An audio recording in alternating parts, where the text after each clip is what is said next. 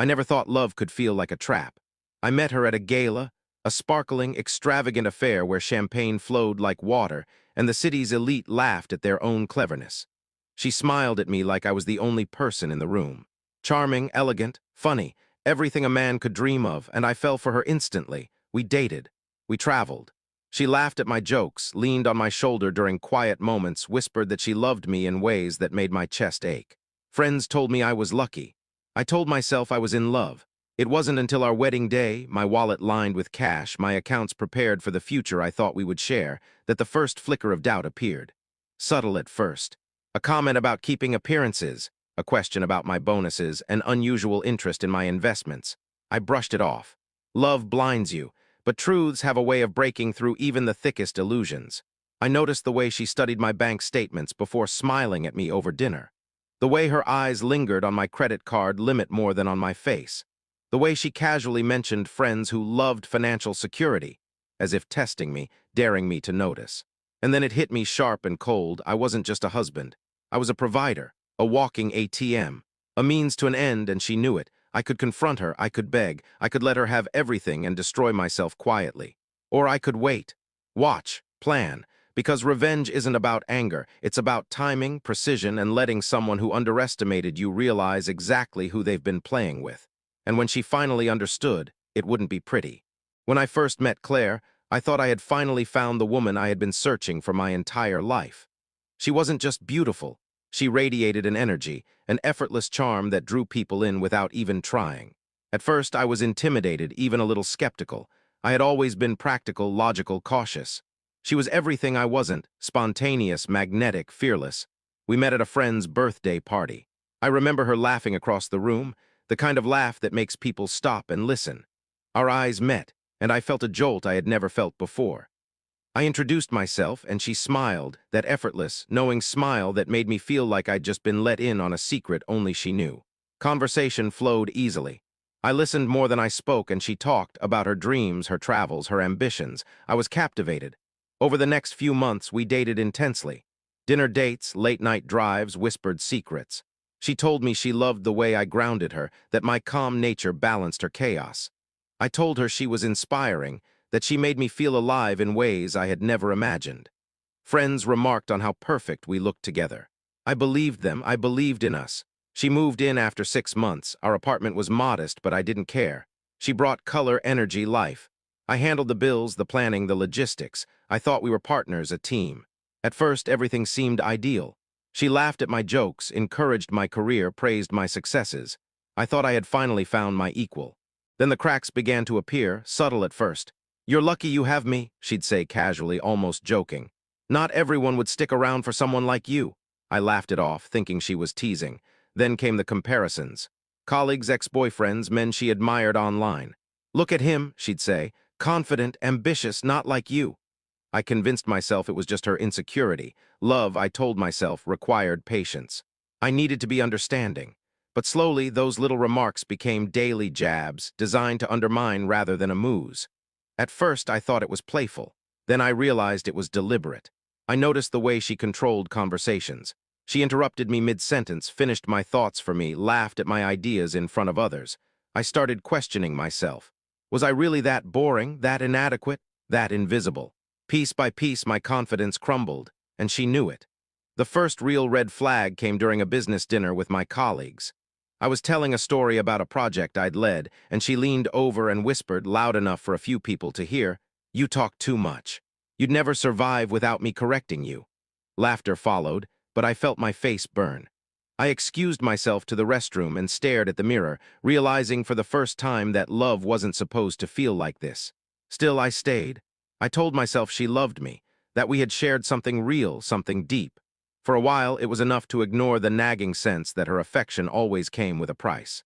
Then came her subtle obsession with money, casual remarks, "It must be nice to have a good bonus this month," or "I can't wait until we can afford that vacation house." At first, I didn't think much of it. I told myself it was ambition, not calculation.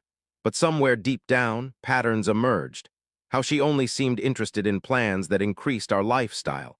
How she subtly shifted every conversation toward finances. How she monitored my spending without me noticing. I wanted to dismiss it. I wanted to believe in love, but love, I would learn, is not blind, it can be naive. And by the time I realized the truth, I had already invested too much, trusted too much, fallen too far. What I didn't know then was that her charm, her affection, her smiles, they weren't accidental. They were tools. And by the time I saw through them, I would have to decide. Continue being her pawn or reclaim control, quietly, cleverly, completely. I had suspected something for months. The subtle unease gnawing at the back of my mind every time she smiled a little too brightly, asked about my bank statements with casual curiosity, or praised the lifestyle she was slowly shaping around us.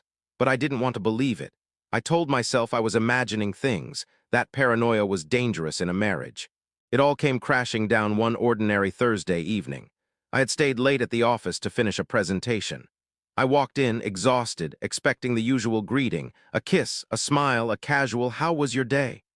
But the living room was empty except for her laptop open on the coffee table.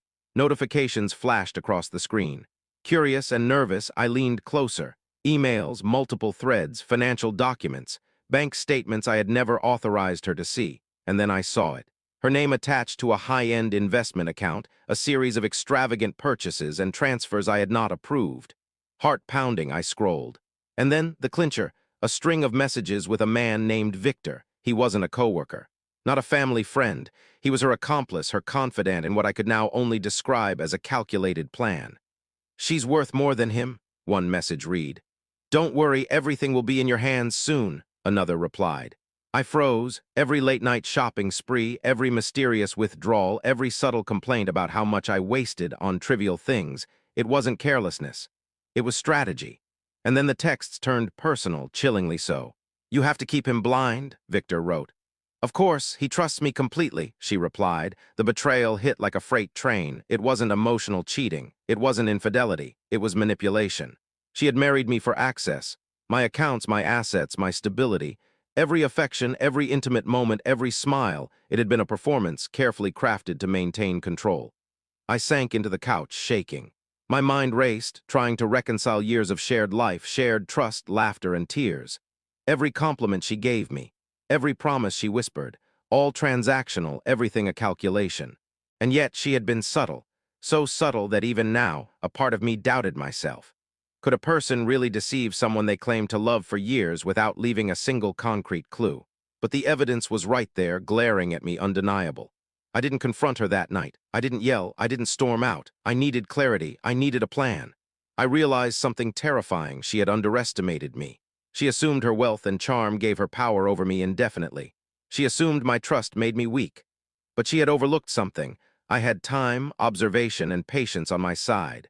I began watching more closely, tracking her patterns, her interactions with Victor, the subtle lies she told friends and family. Every conversation, every casual remark, every carefully staged smile became a breadcrumb, a piece of the puzzle revealing the truth. And the more I uncovered, the clearer it became. The woman I had married wasn't the partner I loved. She was a strategist, a con artist in plain sight, and I had been her unwitting accomplice. That night, as I sat alone in our apartment, I made a decision. I wouldn't react impulsively. I wouldn't give her the satisfaction of anger or despair. I would reclaim control, but silently, methodically, completely. The betrayal was immense, personal, calculated, devastating, and from that moment on, I knew the game had changed. I wasn't the victim anymore. I was a man with evidence, strategy, and patience, and she had no idea what was coming. I didn't confront her. I didn't storm into her world screaming, accusing, or crying. That would have been exactly what she expected, exactly what she wanted. Instead, I moved quietly, deliberately, like a shadow she couldn't see. The first step was observation. Every transaction, every text, every whispered phone call, meticulously recorded. I created spreadsheets, timelines, folders, evidence of her manipulations, her secret meetings, the carefully curated charm she used to mask greed. Every lie, every calculated smile, every attempt to make me complicit, it was all documented. Next, I built my armor, emotional, financial, legal. I moved assets to accounts she didn't know about, changed passwords, secured critical documents. I consulted a lawyer quietly, not to threaten, but to ensure that when the time came, I could act without fear of retaliation. I transformed myself. Gym sessions became rituals, not for vanity, but for focus. I devoured books on persuasion, negotiation, and strategy. I reconnected with friends I had neglected, people who could later validate the truth of my story without bias. My wardrobe improved. My posture, my voice, my presence, calm, confident, untouchable, she noticed immediately. Meanwhile, I let her believe she was winning. I smiled when she flaunted her purchases. I agreed when she suggested extravagant plans. I nodded politely when she made subtle digs at my supposed naivety. She believed I was blind, foolish, utterly under her control. She underestimated patience. She underestimated strategy. Then came the stage. The anniversary gala.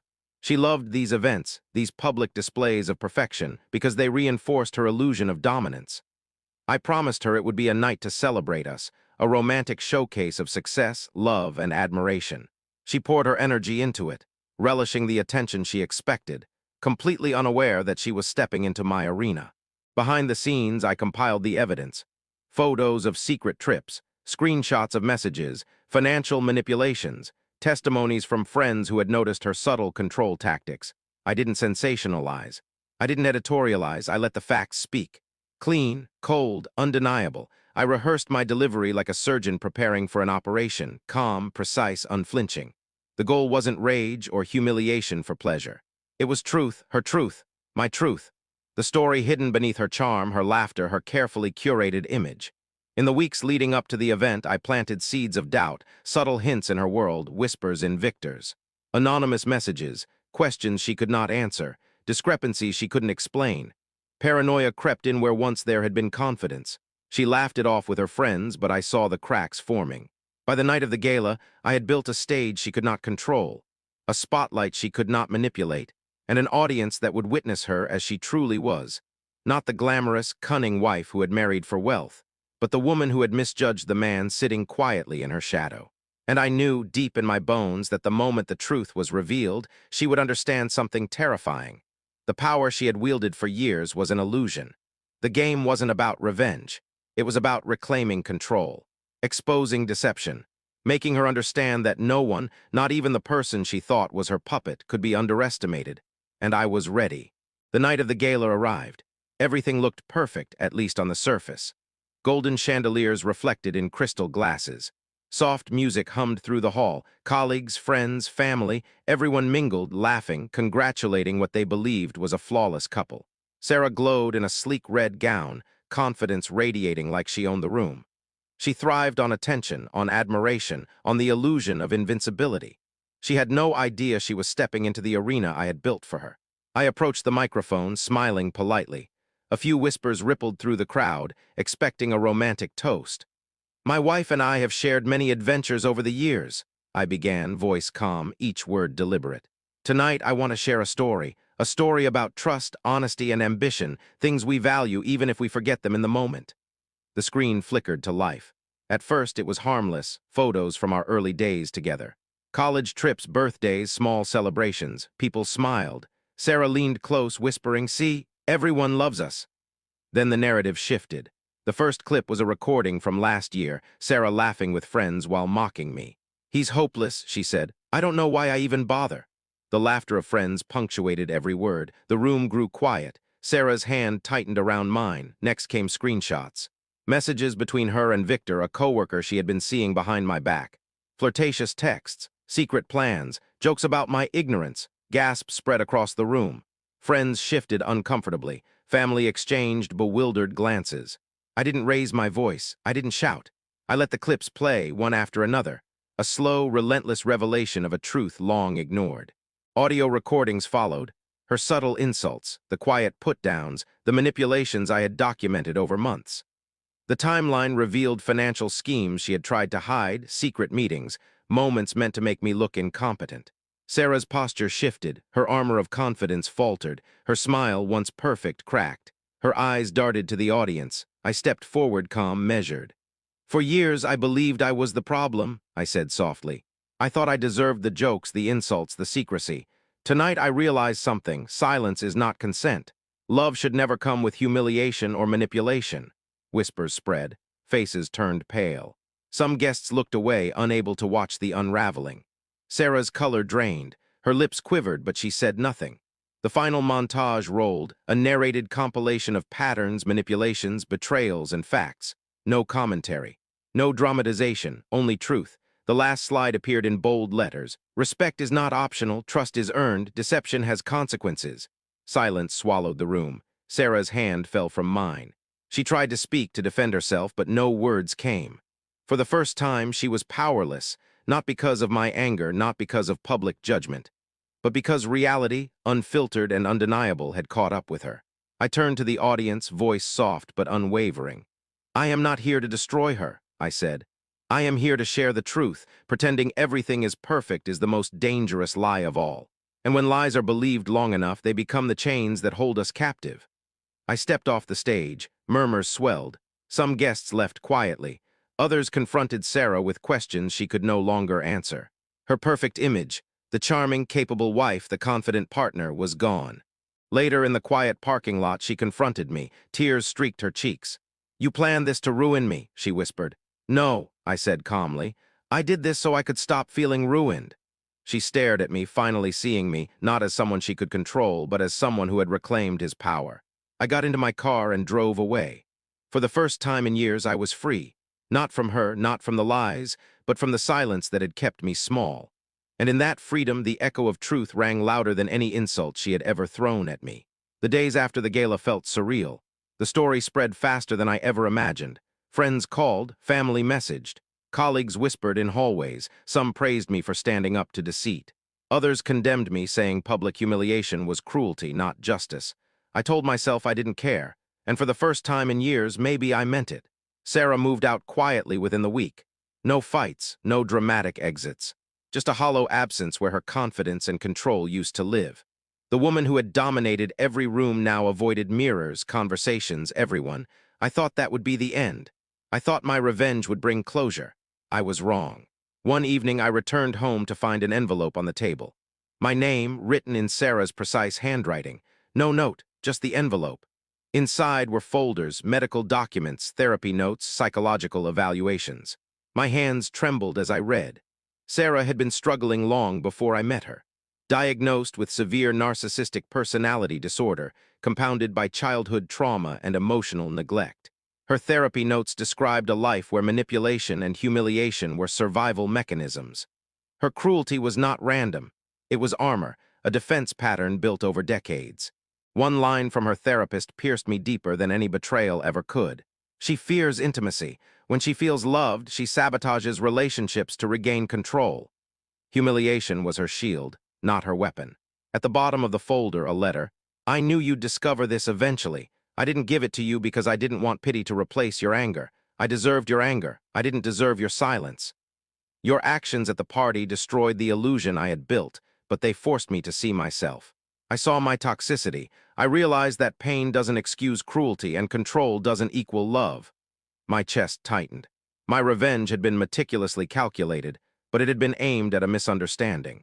The betrayal I had punished wasn't born of malice. It had been born of fear. Weeks later, we met for coffee. She was quieter now, grounded, stripped of the theatrical confidence she once wielded like a weapon. "I'm not here to apologize again," she said softly. "I want you to know the truth." Her voice was calm, honest. "I was toxic, I knew it, I just didn't want to change. Control felt safer than vulnerability. You leaving, showing me what was real, it forced me to face myself." I nodded, unsure what to say. "You were never weak," she whispered. "You were patient, and I punished you for it." Her words hit harder than the party ever could. My anger, my revenge, my carefully staged exposure, it had been necessary to survive. But it had also become her wake-up call. "Your revenge hurt," she added, "but it saved me from becoming worse. And it saved you from staying." The truth settled slowly, painfully. We were both prisoners of fear. I endured humiliation, thinking love required endurance. She exerted control, thinking it was safety. Both were wrong. The moral crystallized in my chest. Humiliation is a language of pain, not power. Revenge may feel like justice, but it rarely brings closure. Toxic behavior is often rooted in wounds we cannot see. Silence in the face of abuse is not kindness. It is self-erasure. I didn't regret reclaiming my life, but I regretted the years spent believing the story was only hers to tell. Sometimes revenge doesn't end the story, it begins a new one. A story of accountability, self-respect, and unexpected insight into the human psyche. I walked away wiser, stronger, finally honest, with her and with myself. Sarah's chapter of control was over. My chapter of silence had ended. And in that ending, I realized the hardest lesson of all: love without respect is not love. Pain without accountability only grows. And sometimes the villain you think you're punishing is someone just as broken as you once were. I had taken my revenge, but the real victory wasn't punishment, it was freedom. And for the first time in years, freedom, unshakable, undeniable, was mine.